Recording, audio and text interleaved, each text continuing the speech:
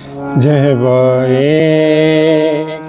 उस्तने सतपुरख पूरन विवेक। कहूँ बोल न पहुँचत प्राणी, अगम अगोचर प्रभु निर्वाणी। निराहार निर्वैर सुखदाई, ताकि कीमत किने न पाई।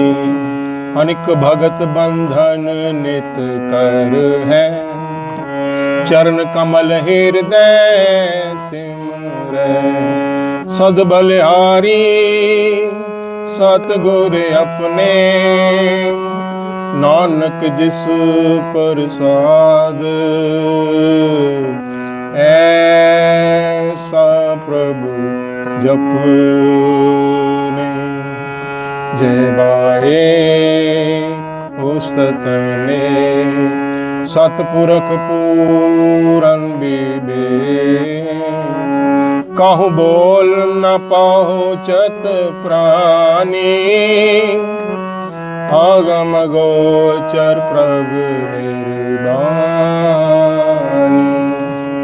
निराहार निर्वैर सुखदाई, ताकि कीमत के न पाए।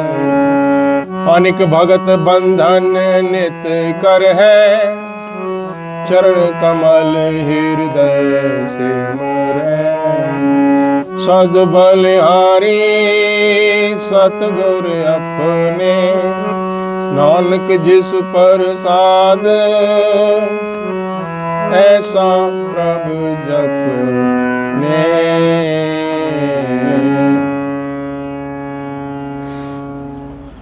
वाहिगुरु जी का खालसा, वाहिगुरु जी की फतेह।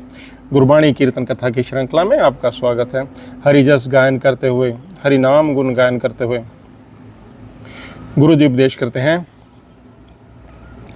कि जय माँ एक उस्तत अनेक सतपुरख पूरन विवेक। अब कितनी बड़ी कायनात है, उसके अंदर जो इंसान की क्या हस्ती है, क्या होंद है, बहुत छोटी, कितनी छोटी।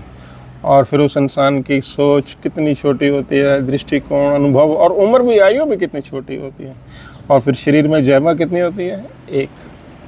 और क्या इतने विशाल प्रभु का हम गुण गायन एक जयमा से कर सकते हैं? बिल्कुल भी नहीं कर सकते, क्योंकि इतनी सोच ही नहीं होती, ना हमारा तजुर्बा होता। इतनी छोटी हस्ती जो हम हैं परमेश्वर का ही अंश, लेकिन प्रभु का सारांश हम नहीं कर सकते एक जुबान से। सतपुरख पूर्ण विवेक, हम सारे अधूरे हैं ना। पूर्ण पुरख एक ओमकार वाहिगुरु है, जो कभी विचलित नहीं होता। काहू बोल न पहुँचत प्राणी, कितनी भी उपमाएं दे दें वो बराबर पहुँचेंगे ही नहीं, क्योंकि हमारी सोच ही बड़ी छोटी होती है। अगम अगोचर प्रभ निर्वाणी, वो निर्लैप है, अगम है, अगोचर है, हमारी समझ में इतनी तुच्छ बुद्धि में नहीं आ सकता। निराहार निर्वैर सुखदाई। अब हमें तो ताकत के लिए आहार करना पड़ता है ना, भोजन करना पड़ता है, शक्ति चाहिए। और परमेश्वर तो स्वयं शक्ति स्वरूप, एक ओंकार तो परिपूर्ण स्वरूप है, तो वो तो उनको शक्ति प्राप्त करने के लिए आहार की जरूरत नहीं है। निराहार, अभी दो होंगे तो बैर होगा। एक ओंकार प्रभु, उसका किसी से बैर। निराहार निर्वैर सुखदाई, और हमेशा कल्याणकारी है, दयालु है प्रभु। ताकि कीमत किने न पाई, और कितनी भी उपमाएं दे दें, कैसी भी बोली बोल दें, उनकी कीमत का अंदाज़ा हम कभी नहीं लगा सकते। अनिक भगत बंधन नित करे, चरण कमल हृदय सिमरै। कितने दुनिया में भगत है, वंदना करते हैं, प्रभु आप सब राजाओं के राजा हैं, तो उनके आगे प्रणाम करते हैं। चरण कमल हृदय सिमरै, प्रभु के चरण कमल जो हैं, तो चरण कमल प्रभु तो किसी ने ऐसे देखा नहीं है, तो गुरु तो देखा है जो प्रभु का स्वरूप है, जिसमें द्वैत बिल्कुल नहीं है, तो गुरु चरण की वंदना करते हैं। सद बलिहारी सतगुरु अपने, नानक जिस प्रसाद ऐसा प्रभु जपने। ऐसे गुरु को बलिहार जाइए, हमेशा बलिहार जाइए, जिसकी कृपा से हम ऐसे विशाल प्रभु की आराधना करें। नहीं तो अगर सोच छोटी हो ना, तो आदमी किसी की भी पूजा करने लग जाए, छोटे अधिकारी की, नहीं तो समय के राजा की, जिसकी खुद अपनी हस्ती को कोई पता नहीं है। गुरु का विशाल हृदय होता है, गुरु में द्वैत नहीं होती, उसने एक ओंकार प्रभु का आराधना की होती है, वो स्वयं एक ओंकार प्रभु में समाया होता है। और फिर जो हमारा मालिक है वो भी एक ओंकार प्रभु बन जाता है, जो इतना बड़ा है। हमें किसी छोटे मोटे आदमी के सामने हाथ पसारने की ज़रूरत नहीं है। हम उस प्रभु के वंशज हैं, उस प्रभु के अंश हैं, तो उस प्रभु की आराधना की जाए, उसी के आगे से अरदास की जाए, उसी से मांगा जाए और बलिहार जाए ऐसे सदगुरु को जिसने हमें यह दिखाया है कि जो मांगो तो परमेश्वर से। नानक जिस प्रसाद ऐसा प्रभु, जपने जिस प्रभु की कृपा से हम ऐसे प्रभु एक ओंकार प्रभु की आराधना करते हैं।